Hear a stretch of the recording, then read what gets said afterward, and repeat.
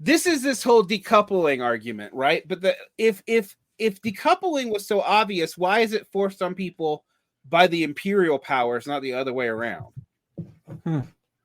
Think about it. Who decoupled from China first? We did. Yeah. And sometimes, like when you decouple, like Russia, it makes you develop, like Russia under the Ukraine war, it makes you develop a military Keynesian economy and develop your domestic economy some because you're being shut out, right?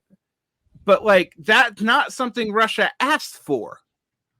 Right. They didn't want it. In fact, they wanted the exact opposite. They wanted further integration, especially with Europe. But I remember whenever the sanctions first hit and Russia closed down all the McDonald's and then shut off access to Facebook and Instagram and stuff. I was like, wow, Russia's getting instantly cooler. They're creating a utopia over there. That's a joke. Yeah. I was about to say, some people actually believe that. No, all they did was open Russian McDonald's and Russian social media. So it's not like they're doing anything better, just different. Right. Which, of course, will lead to industrial development and produce a lot of GDP and actual wealth. For sure. But will also, since it's a closed system, will also be really given to inflationary and deflationary shocks, which we're seeing as well. Yeah. Unless and until they can export it into places that don't have that right now. Right. But who's going to do? I guess India could. India has India right now is actually the most GDP productive major economy. I think that's actually part of the gambit.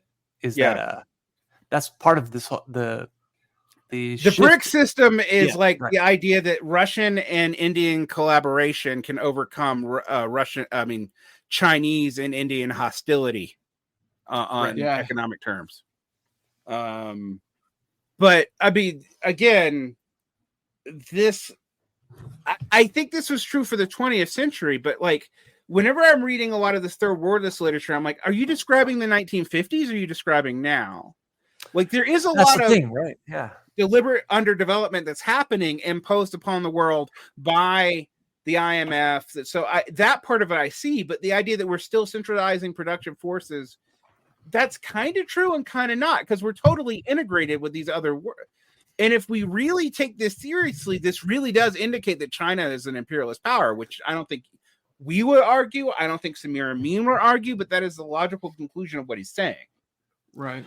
I think that's, I know this is I'll try to not say this every time we pause, but it's part of my argument that for the last several decades, we're talking about we have been laboring under a different system of production and accumulation and circulation than was operative before and right after the Second World War. Like it's just different. Right. I agree. But it isn't 19th century entrepreneurial production either, which is weirdly what a lot of people, even a lot of socialists, seem to want, which I don't even know why they do. But anyway, a necessary phase of decentralization, the establishment of a socialist transition within nations must precede the reunification at a higher level of development, which the planetary clash of society would constitute. The central thesis has several consequences for the theory and strategy of the socialist transition, aka it's the opposite of what socialists historically believed. Which Samir Amin admits. I will say that. In the periphery, the socialist transition is not distinct from national liberation. Of course it's not. That's quite the claim. That is. I have a different theory of everything, but I call it Marxism still for some reason. Yeah. It has become clear. Go ahead. I say, and this right here folds over well into third positionism. Yeah, it does. Which is why like my Maoist friend from 10 years ago who told me like one of the problems with Maoism is that it can easily become national Bolshevism, but people don't recognize it as such because it's brown. Yeah. I think it's the good red brown instead of the bad red brown. Right. It becomes clear that the latter is impossible under local bourgeois leadership, and thus a democratic stage in the process of uninterrupted revolution by stages, led by a peasant and workers. This is just Maoism, but which form of Maoism? He's not even saying that. Well, it's Mao Zedong thought as opposed to Marxism, Leninism, Maoism.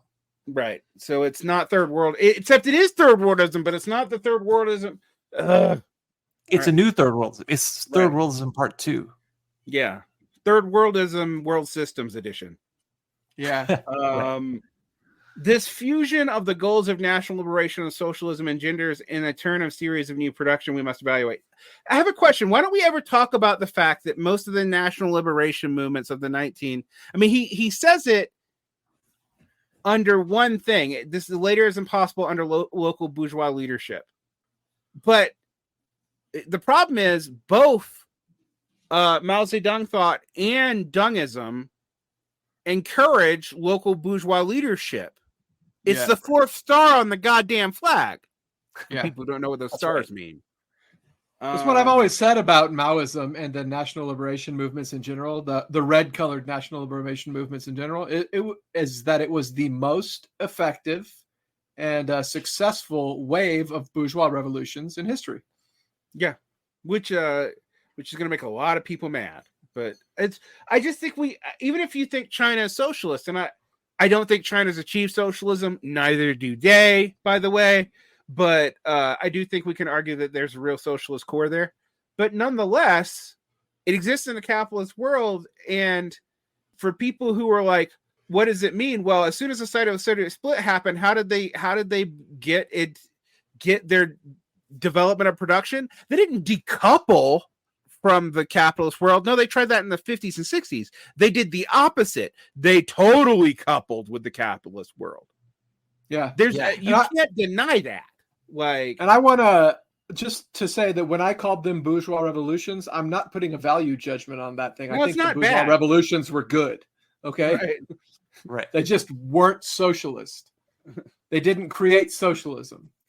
Even if they did try to, and I will definitely I definitely agree that they were all trying to commit socialism. Ultimately, they didn't. No, and the only ones that kind of did were the ones that were shut out of the international system by not themselves. So the DPRK and Cuba, Sure. And, for the emphasis, I'm a big Cuba apologist, by the way. Me too, and I've actually pointed out that China has lately been putting pressure on Cuba to liberalize. But market liberalized. Yeah. For the emphasis shifts from one aspect to another due to the real movement of society alternates between progress and regression, ambivalences and alienation, particularly in the nationalist form. Here again, we can make a comparison with the attitude of barbarians towards the Roman Empire. They were ambivalent towards it, notably in their formal, even Slavist imitation of the Roman model against which they were revolting. I mean, that's true-ish.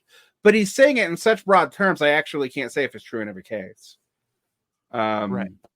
I think for the most part it is. But the rest of this is just rhetoric. For emphasis shifts from one thing to another due to the real movement of society.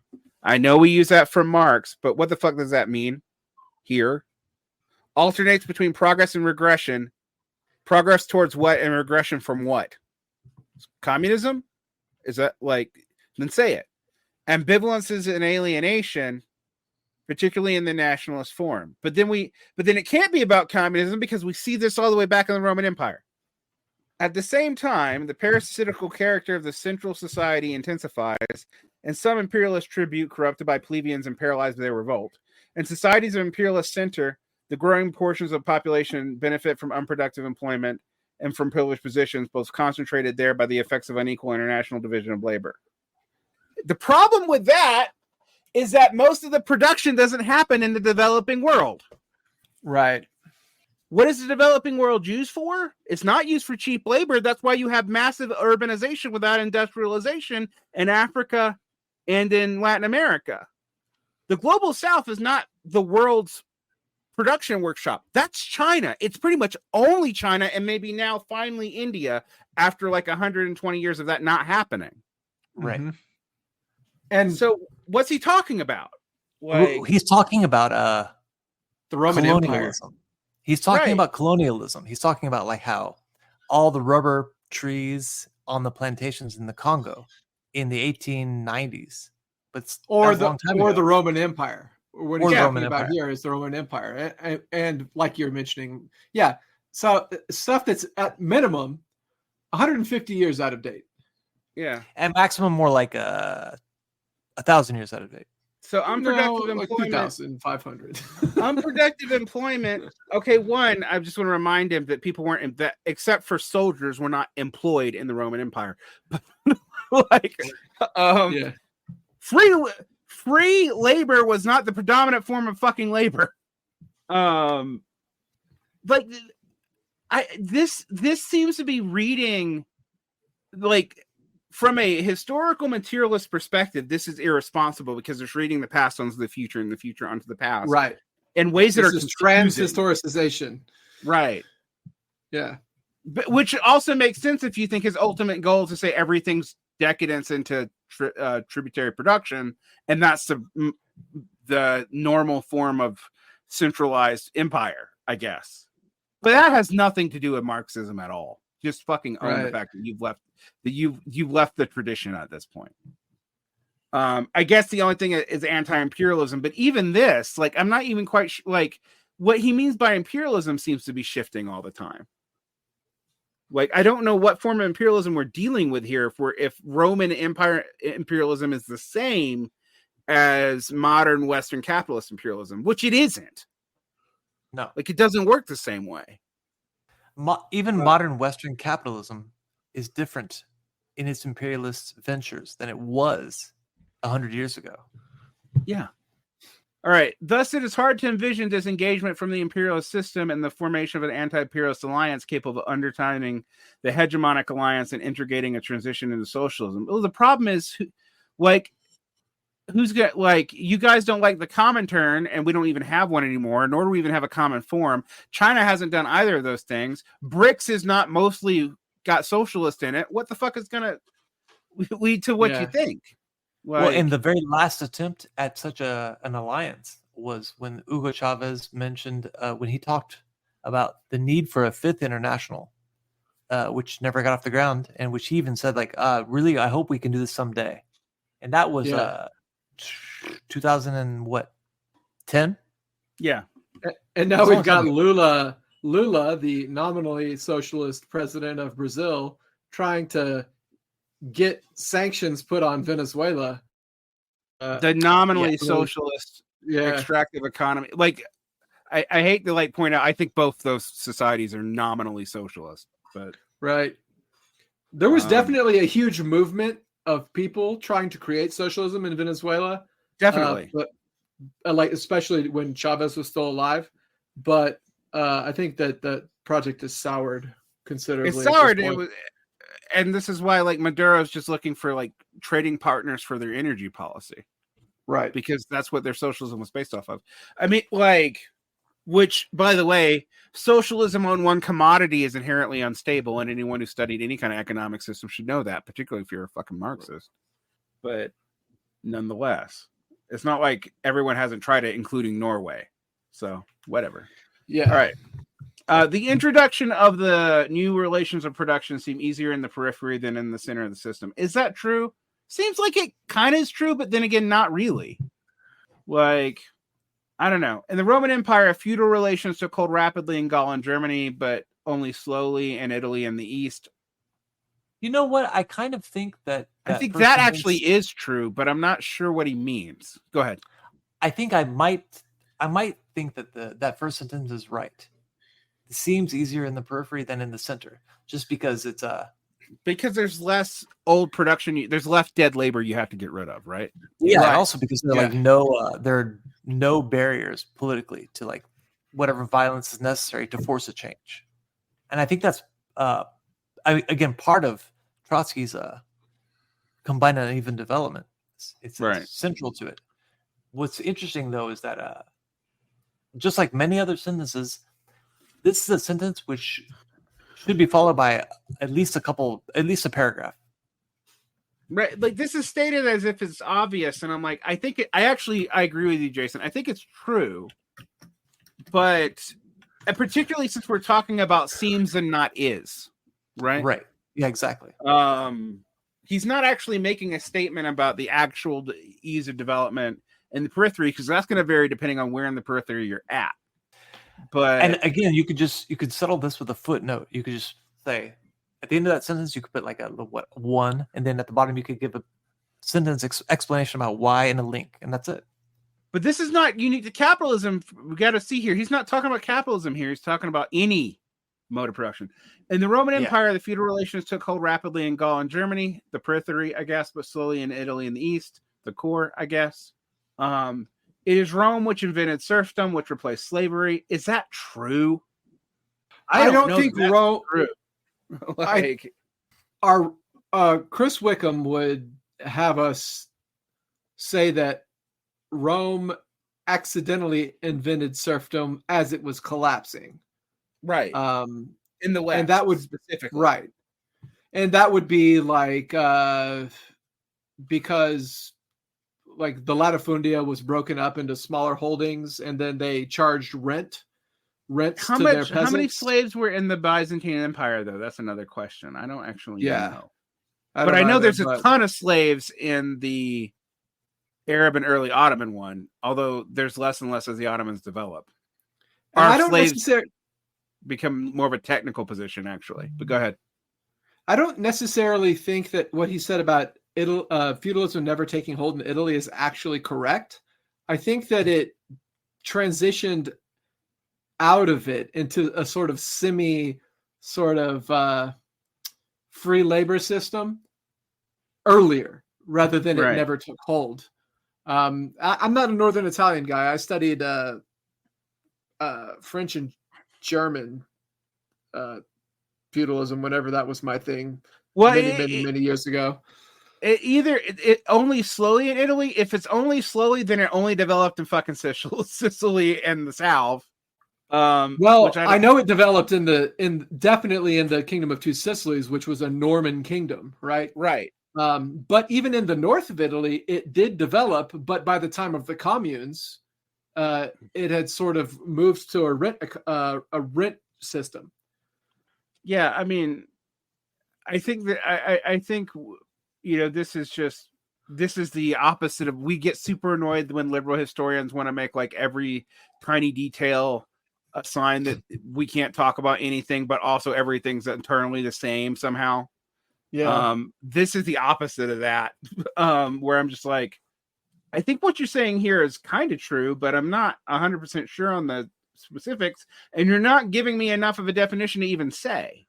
Right. Like we might be nitpicking something that he's going to explain later in the book that was never written.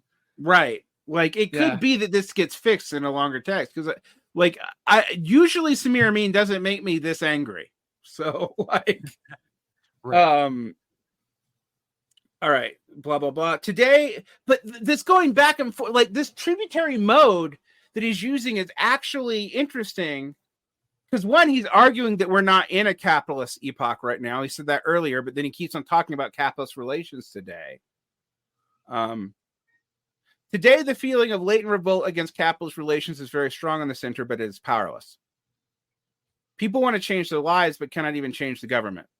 Thus, progress occurs in the arena of the area of social life more than in the organization of production and state. The silent revolution in lifestyle, the breakup of the family, the collapse of the bourgeois values demonstrated by the contradictory aspects of progress. In the periphery, customs and ideas are often far less advanced, but socialist states have nonetheless been established there. Okay, where, though? Cuba? Sure. Venezuela? Not really, but kind of. But also, like, Cuba really can't qualify as periphery if they are shut out. Yeah, so who are the states? Who are we talking about? Right. China? China's not periphery. Even like the other like Arrighi and Wallerstein have to admit that China is at least semi-periphery at best. And I'm like, how is the most productive industrial society on Earth semi-periphery? Like using basic, just accepted world systems classification of periphery.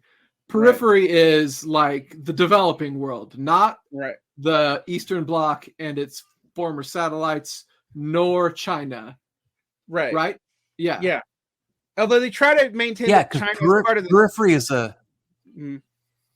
mean, periphery. To be peripheral means you have to have a relationship. Well, you they are keep on trying tied to say a that center, and you have to do. Yeah. China is semi-periphery, which was kind of defensible in the 1990s when Origi was writing, but the fact that they've maintained it to now is like, what? Like, Yeah, that just doesn't make any sense. China is literally the core of industrial capitalist production. And also, politically speaking, China calls a lot of shots, so it's in no way peripheral to anything. That's what one of the interesting things when people try to combine like this with multipolarity theory and like, oh, they're doing the same thing. No, they aren't. Like the other multipolar hegemons are not periphery by definition. Right. I mean, that is the logical basis of multipolarity, is that there are other poles. Right. Poles are by definition not peripheral. Right. Like, I don't see why this, like, even if you argue that they're not imperialist, which I think you're not correct on, at least if you're basing your ideas on what multipolarity means in Dugan or E.H. Carr or Hans Morgenthau or anybody who actually wrote about multipolarity, it does not seem like you could say that you can't say they're peripheral. Right. Okay, so this is his critique of Marxism, although he's not going to call it a critique of Marxism. Vulgar Marxist tradition. I like how people invoke Marxist traditions without saying which ones they're talking about. But anyway, vulgar Marxist tradition has affected a mechanistic reduction of the dialectic of social change. I mean, I would say that's true for the Soviet Union. Harder to say that for Western Marxism if you think that's the evil villain, though. The revolution, the objective content of which the abolition of old relations of production and the establishment of new relations, the precondition for the further development of productive forces, is made into a natural law. Okay, by the way, the revolution in Marx is not initially, like, you don't start with relations of production first, actually. And actually, I don't think a single Marxist theory of revolution, well, maybe like actually ultra leftist would, but I don't know. What do you guys make of that?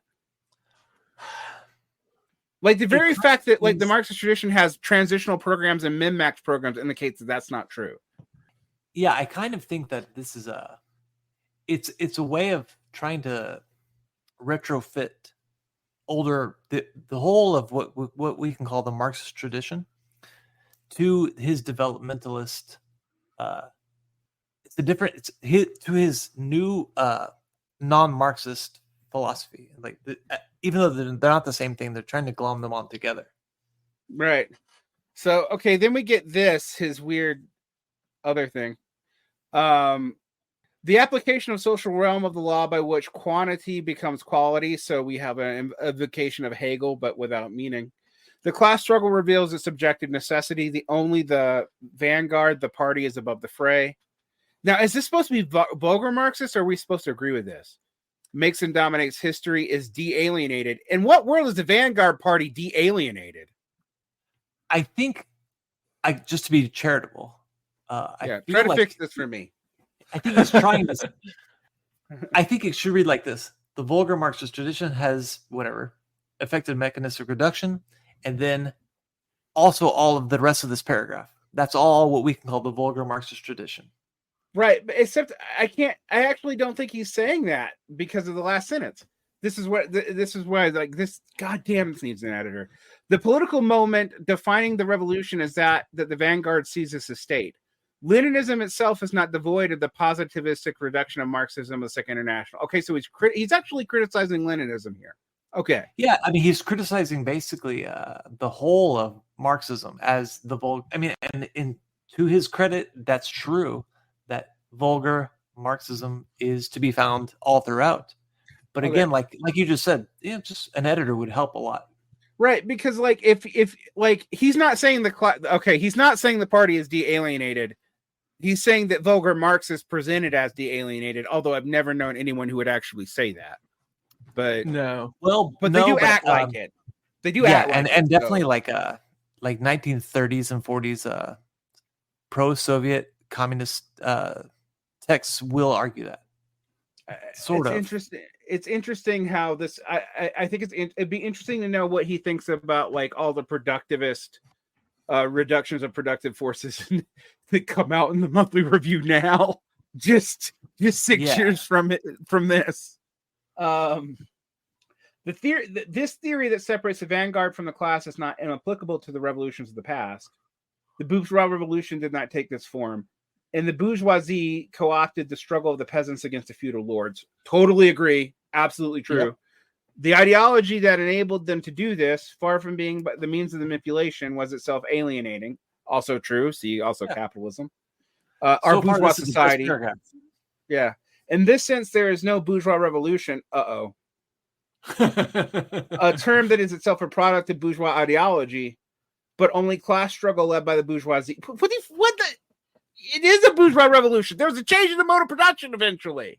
I mean, it was gradual, but the bourgeois revolution is what we can call class struggle led by the bourgeoisie to usher in the bourgeois mode of production. That's what a revolution is. Or at times, so I see what he's doing here.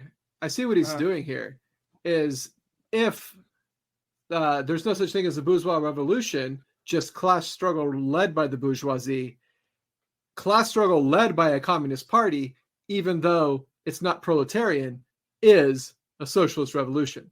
Right? Yeah, maybe so.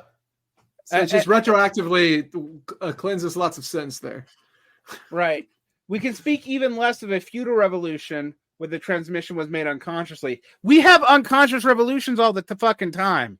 Yep. If the mode of production significantly changed, like the Industrial Revolution was an unconscious revolution. Yep. And the Agricultural Revolution? Yeah. Right. Like, I don't know, all the revolutions prior, like, the only conscious revolution in Marx is the socialist one, actually. It's not even the bourgeoisie one. Yeah, the bourgeois revolution was not conceived of as anything but like a rearranging of who was on top to better facilitate the way that's already worked. Right. All right. The socialist revolution will be of a different type, presuming a de-alienated consciousness, because it will aim for the first time at the evolution of all exploitation and not at the substitution of new forms of old exploitation. I mean, yeah, thank you. At least that's the goal. But this will only be possible only if the ideology animating it becomes something other than the consciousness of the requirement of the development of productive forces. This is to say... This will only be possible if the ideology animated it becomes anything. Like the idea that here's the thing. I think I agree with him here. Revolution is dependent upon an ideology. That's something I can't agree with. Well, it depends on whether or not you agree with the political determinist error or the economistic error, which are the two opposed errors in our narrow path. But here's the thing: is I agree. I think if we bracket out whether or not ideology emerges from or is the cause of, I think I agree with this. But this is radically different than what he's arguing elsewhere. The socialist revolution will be of a different type, presuming de-alienated consciousness. I actually don't believe we're presuming de-alienated consciousness, but whatever. In fact, I would argue de-alienated consciousness is not possible until you get beyond the dictatorship of the proletariat. Right. It's actually the result of, or it's one of the results of the socialist revolution. It's not a precondition. It's he's getting it backwards. Yeah, this has all the like. I agree with him until I think about what he's seeing as causal here, because it will aim for the first time for the abolition of all exploitation and not only a substitution of new forms of exploitation. But this will only be possible if the ideology animating it becomes something other than the consciousness of the requirement of the development of production forces. This is actually a critique of Dungism, I think. Yeah. I think it is, actually. Okay. But that's weird, because he sure as hell ain't saying that outright. But, like, if you think about the way Dungists argue, this would be aimed directly at them.